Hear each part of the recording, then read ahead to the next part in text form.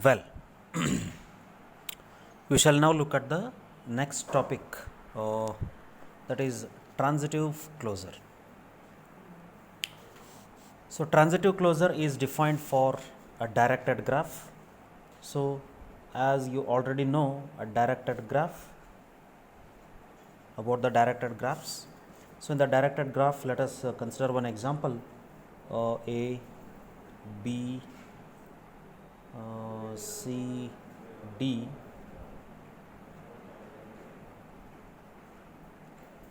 So, let us consider this directed graph. Consider the adjacency matrix representation of this graph. Okay, the adjacency matrix representation, say matrix A, is given by, suppose I designate these rows as A, B, C, D, the vertices A, B, C, D.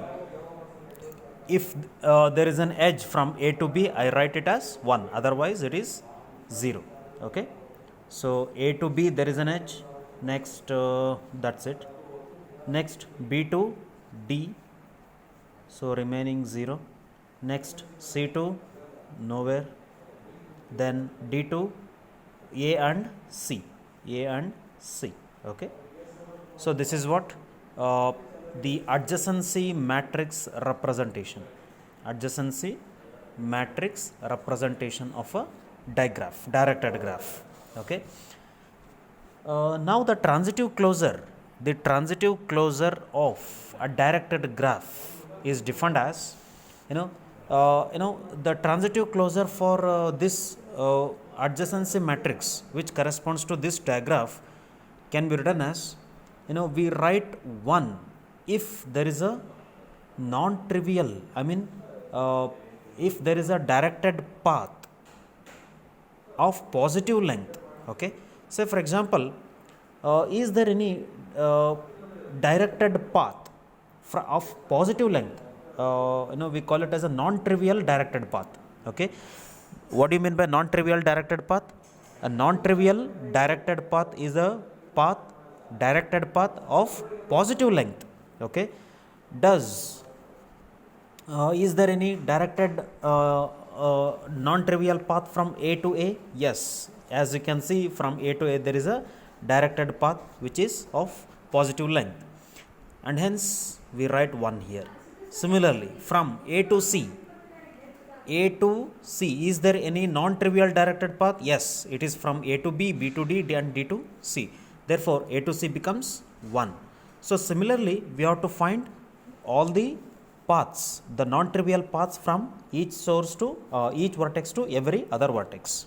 Okay, and if at all you are able to find and you fill 1 in all the places, then this is the transitive closure. This becomes the transitive closure of the given graph. Okay, therefore, the transitive closure of a directed graph can be defined formally like this. The transitive closure of a directed graph with n vertices can be defined as the n by n Boolean matrix T, in which the element in the ith row and the jth column is 1 if there exists a non-trivial directed path from I to j. Okay, all right. Now, in order to find the transitive closure of a digraph, the well-known algorithm is the Warshall's algorithm. Warshall's algorithm. Okay.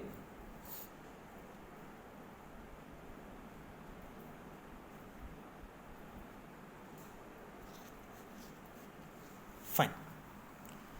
So, the Warshall's algorithm constructs the transitive closure of a given directed graph through a series of Boolean matrices. Okay. See, in this case, what is the number of vertices? It is 4. Therefore, order of this matrix is 4 by 4. Okay, or in general I will say, if there are n vertices, the order of the adjacency matrix will be n by n. Okay, Warshall's algorithm constructs the transitive closure of a directed graph through a series of n by n Boolean matrices. Okay, so this is a Boolean matrix because it contains the values only 0 and 1. Okay, so these series of Boolean matrices are designated as R0, R1, so up to Rn. Okay, Rn. Okay, all right.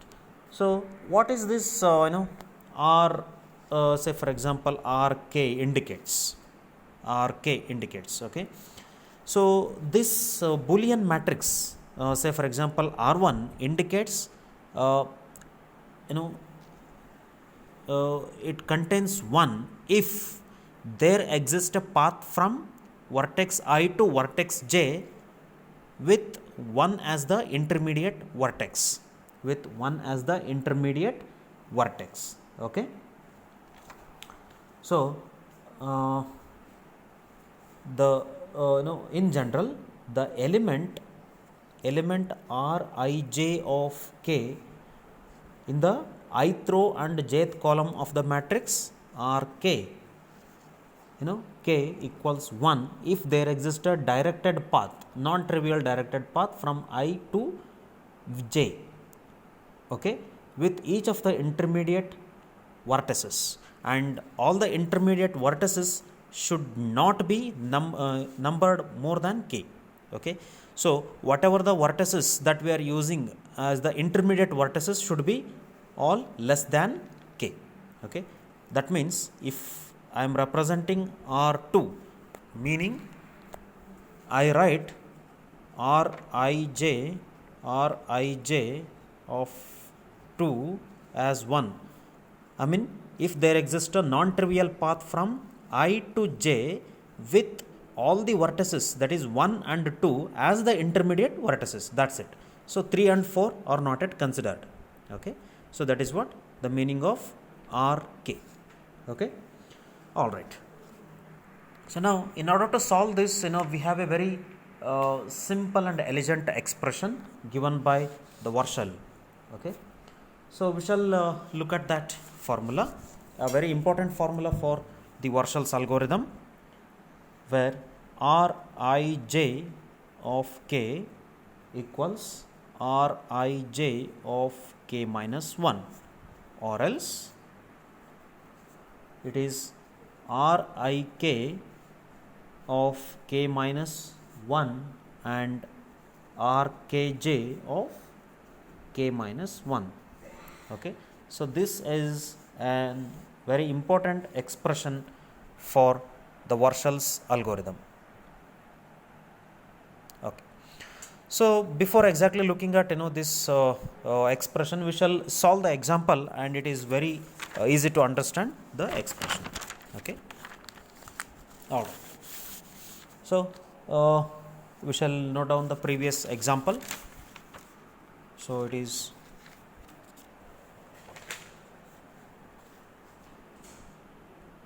so 0 1 0 0 0 0 0 1 0 0 0 0 1 0 1 0. Okay, all right. So instead of ABCD, I will designate the vertices as 1 2 3 4 1 2 3 4. Okay, and this is the adjacency matrix of the given digraph. Okay, and we will call this as R0 because it contains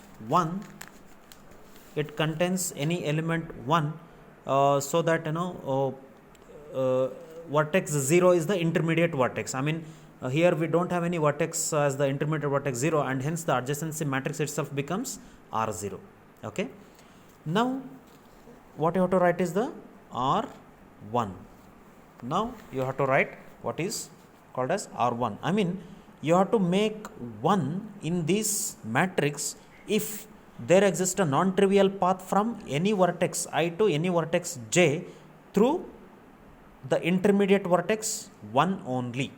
through the intermediate vertex 1 only. Okay, right. So how to do that? So the thing is, you have to consider all the I and all the j. Okay, then you have to verify, okay, if there exists a non-trivial path. Okay, so we shall do that. So R of 1 is nothing but, okay, so it is 1 2 3 4, 1 2 3 4. Okay, so now 1 to 1, is there any directed non-trivial path using 1 as the intermediate vertex? Okay, so 1 to 1 0, again 1 to 1 it is 0, therefore it is 0. Next, 1 to 2, there is already an entry 1, therefore you have to retain it as it is. Okay, you have to retain as it is because there is already a directed edge. Okay, next, from 1 to 3, okay, from 1 to 3, so in this case I value is 1, j value is 3. Okay, so is 1 to 3 1 is whether 1 is present in previous or no. However, so 1 to, in this case k value is 1, so 1 to 1 and 1 to 3, if both are 1 1, 1 to 1 0, 1 to 3 is also 0, therefore it is just 0. Okay, a better way to solve this is, in the first iteration when you are writing R1, you consider the first row, then first column. Okay, first row and the first column. Now go on checking where ones are there. Okay, see, the row that we have considered, here is the one, isn't it? Here is one. Next, in the column that we have considered, here is one. Okay, therefore this entry, I mean this is 1 and this is 1. What do you mean by that? So 1 to 2 and 4 to 1. Okay, so 4 to 1 and 1 to 2, there is a path. If there is a path, if there is an edge from 4 to 1 and 1 to 2, then obviously there is a path from 4 to 2. 4 to 1, 1 to 2. Why I am considering only 1? Because my present k value is 1. Present k value is 1 and hence I am choosing only first row, first column. Okay, so 4 to 1, 1 to 2, therefore 4 to 2. So you have to make change only at the 4 to 2.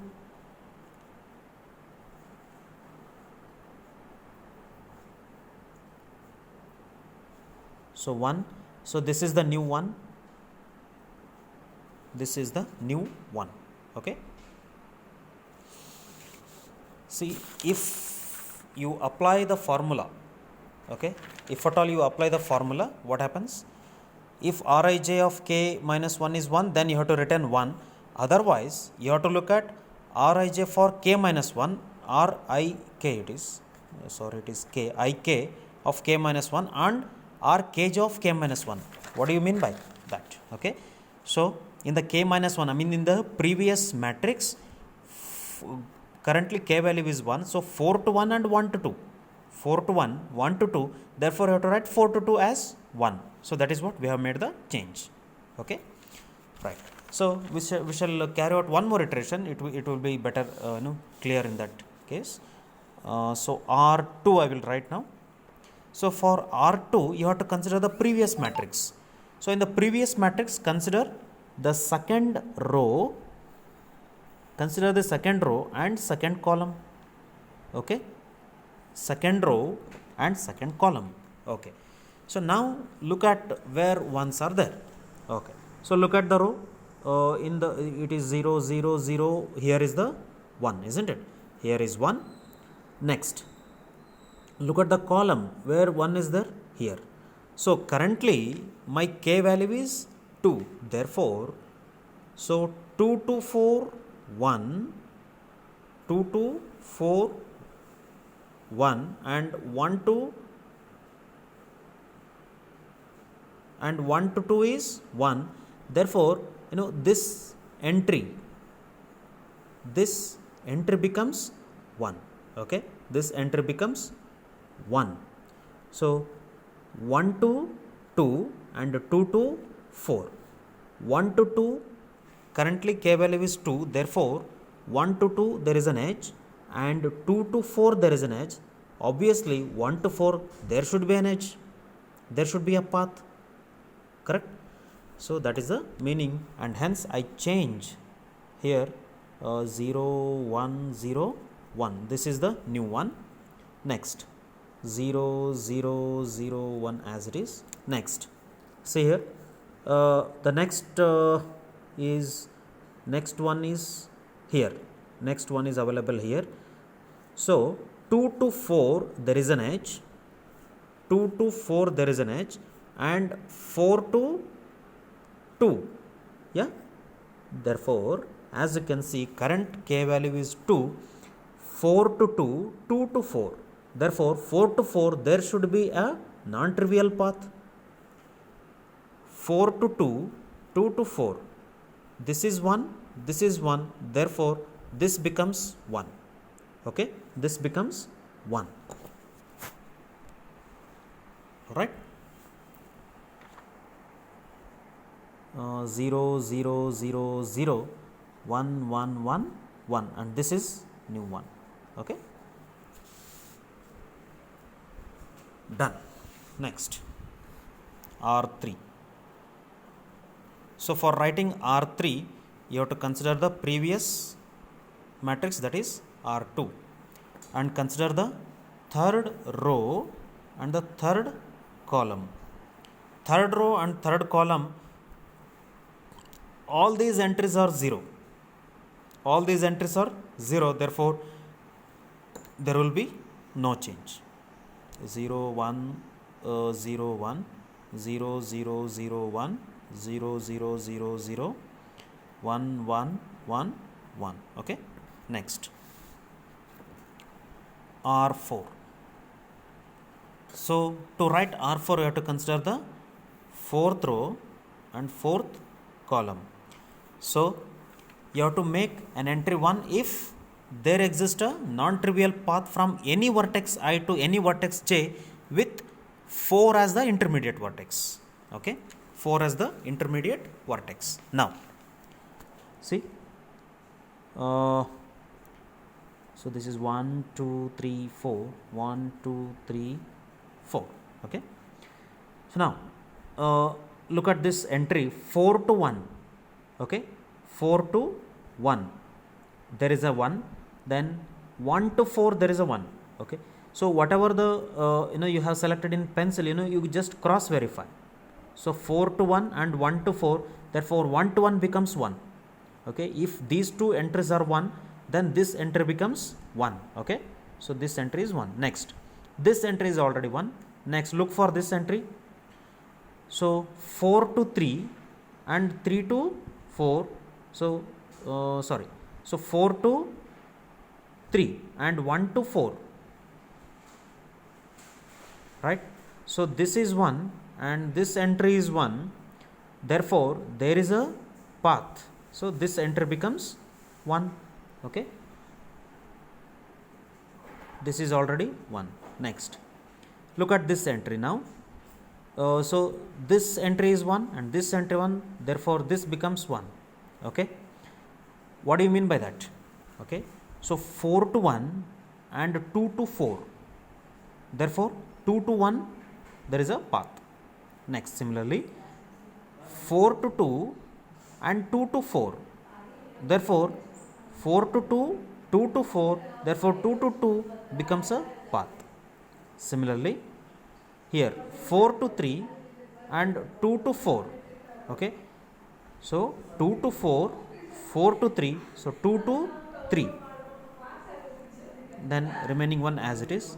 Next, here, so anyhow this entry is 0, this entry is 0, therefore all these remain as it is. Next, here already as it is, 1 as it is. Okay, right. So this is R4. n is equal to 4 because we have 4 vertices, and this is the transitive closure. Transitive closure. Okay. Now we shall apply the formula. See, any entry becomes 1, or ij of k becomes 1 if r ij of k minus is 1, or else what the k indicates? K indicates the intermediate vertex. I mean, so 1 to 4 there is a path, and 4 to 1 there is a path. Therefore 1 to 1 there should be a path. So that is the meaning. So I write in the formula r ik of k minus 1 and r kj of k minus 1. If both are 1, I mean, there is a path from I to k and k to j. Therefore there should be a path from I to j. Okay. So, and hence I made it as 1, and this is what the transitive closure. Now we shall look at the algorithm, Warshall's algorithm for the transitive closure. Yeah.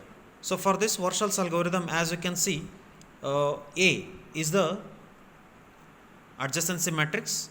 So R0 is nothing but the adjacency matrix. Then for k1 to n, because all the intermediate vertices we have to consider.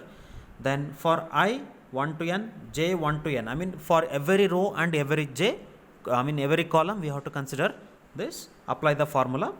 Rk of ij is nothing but Rk of Rk minus 1 of ij, or Rk minus 1 Ik and Rk minus 1 Kj. So that is what the formula is, and you have to straightforward, you have to apply the formula. Okay, and return Rn, which is nothing but the transitive closure. All right, done. And as you can see, how many for loops are there? 1, 2, 3. Therefore, what is the time efficiency? So roughly for each of the for loop it is n. So n into n into n, it is n cube. Therefore the time efficiency is big theta of n cube. Okay.